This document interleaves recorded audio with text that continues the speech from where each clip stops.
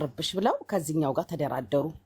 የፕሌን ቲኬቱ ስንት ነው ተባለ። 120 ሺህ የኢትዮጵያ ብር አሉ። እሳቸው በዶላር ንገሩኝ ሲላቸው $1000 አሉ።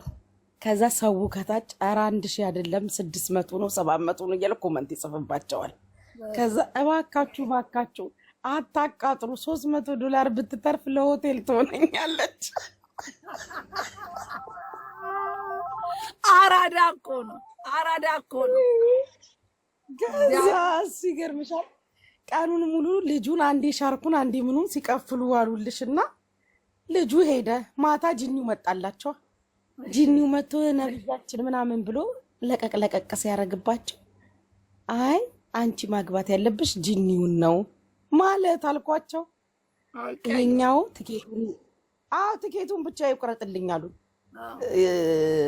ይሄኛውን ኤርትራዊውን ልጅ ማለት ነው። ቲኬቱን ይቆረጥልኝ አሉ። ከዛ ስላቸዋል ከዛ ወዲህ ቦልከዋለው አንቺና ጂኒው ትጋባላችሁ። ልጁ ደግሞ ለካ ከታች ቁጭ ብሎ እየሰማቸው ነበር። ትልቅ ሰው አይደሉ እንዴ? ምን ሆነው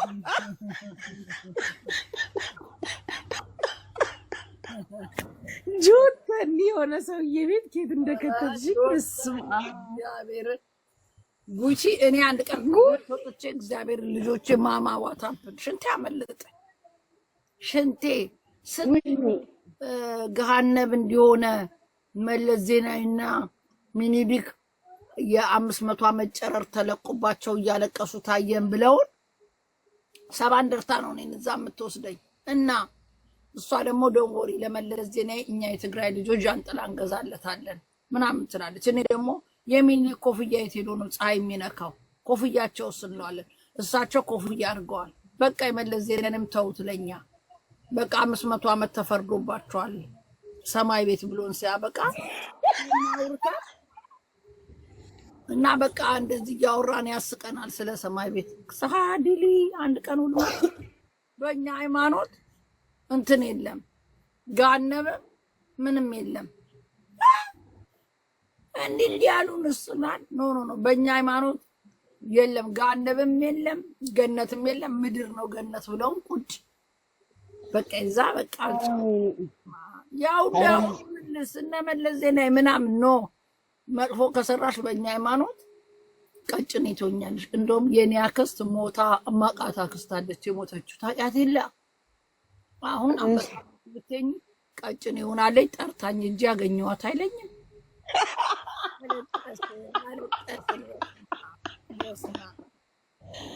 ወይኔ በስመ አብ። እኔ ማና ፈላሰፈው እኮ ቀላል ተመችተውኛል። እንዴ ደግሞ እንዲወጣ አይፈልጉ ነው። የነሱ ቤት 4 ነው 5 ቤት ነው የሚለየው። ምን ዳረኩ ልንገርሽ። ገባኔ መጀመሪያ ጊዜ ገባውና እናቱ ወጣት ናት አዳነች ትባላለች። ሮምዬ እስር ቤት ሄጄ ለሮማን ንገሩልኝ ያለው ቤት መጬ ለማዘር ነገርኳቸው። ምን ይሻለኛል ምናምን አሉኝ። አሁን ወጥቶ ያለው እነሱ ቤት ሳይሆን እዛ አክስቱ ቤት ነው ምናምን አለች። ምከሪ ውስጥ ሮምዬ ለፍቻ አስተምሬ መጀመሪያ ልጅ ምናምን አይዞሽ ምናምን።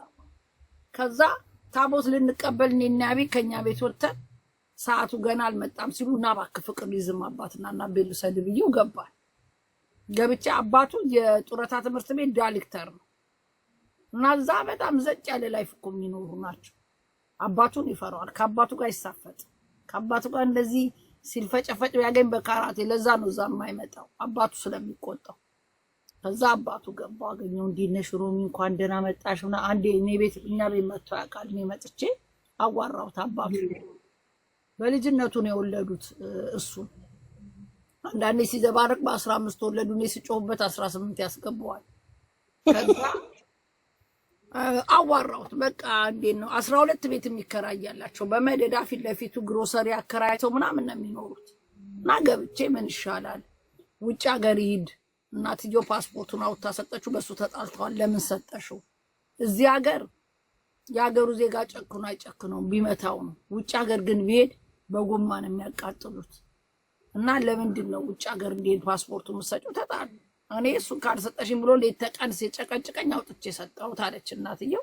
እና ወሬ ጀመረ። እኔና ያቢ ቁጭ ብለን ከዛ እንዴት እንደሆነ ያው እናታቸው ሞተዋል። አባታቸውም የውርስ ክፍፍል ነገር ተጀምሯል እነሱ ቤት እና አሜሪካን እህት አለችው ስለሱ እያወራልኝ እናው እንደምታዩ ይሄን 12 ቤት የሰራሁት በራሴ ነው።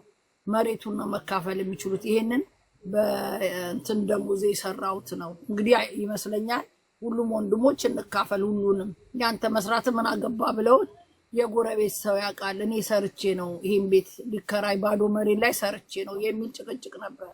እሱን እያስረዳኝ ጠላትሽ እኔ ለጥ ብዬ ያብስራ አያውቃቸው ወሬውን አያውቀው ያብስራ እያለ ጀምሮ ያዳምጣል። እኔ አብስራ ዞር ስል እኔ ለጥ ያለ እንቅልፍ ወስዶኛል። ወሬውን ሳላስጨርስ የሰው ያብስራ ቢያይ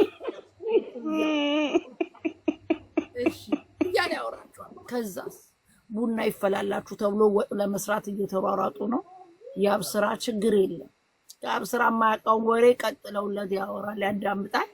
እኔ በመሃል ሮማኔት አለች ታቦቱ ሊደርስ ነው መተው ቀስቅሳት ሲሉት ስቀሰቀስ ብንን ምስል የፍቅሪዝም አባት ቤት እያወሩልኝ ስለዚህ ስለኝ ሶሪ እንቅልፍ ነገር ወሰደኝ መሰለኝ።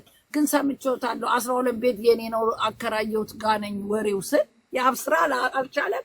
ቡፍ ብሎ ሳቀ። አረ ዝርያ ገገማነሽ ጭራሽ 12 ቤት ጋና ያሉት ብለሽ ሰውዬው ሲለኝ እኔ አልቻልኩም። ያብስራ አልቻለም። እዛው እምባው እኔ በህይወቴ ብዙ ሰዎች አይቻለሁ። ያንቺ አይነት ሰው አይቻላቅም። አብስራ እንቅልፍ ትተሽኝ ተኝተሽ 12 ቤት ጋና ያቆሙት ብለሽ ወሬው ከእንደገና ልሰማኝ አለኝ። በቃ ወሬውን 12 ቤት ጋኖት ታቦት አስገብተን ነገ እንመጣለን ብያቸው ታቦቱ መጣ ብለን አምልጠን ሄድን። እኔ ትንሽ ወሬ ካልሆነ ረጅም የቤተሰብ ስለማላውቀው ካወራሽልኝ የተረሳ እንቅልፍ ነው ተሰብስበው የሚመጡ ለጥ ነው አምለው ወሬው። አሁን እኮ ሮሚ እየተነስቷል እኮ ዩጋንዳ ሊሄድ ብሩም እየተሰባሰበለት ሃይማኖቱን ላስፋፋ ነው ይላል። ሲፈልግ በዛው ለንደን ሊሄድ ነው ይላል። ከዛ ትላንትና አንዱ ልጅ ምን አላቸው? ለምንድነው ደርሶ መልስ ትኬት የዩጋንዳ የሚያስቆርጡት? መሄጃ ይበቃውታል፣ ለምን ይመለሳሉ አላቸው። ገብቶ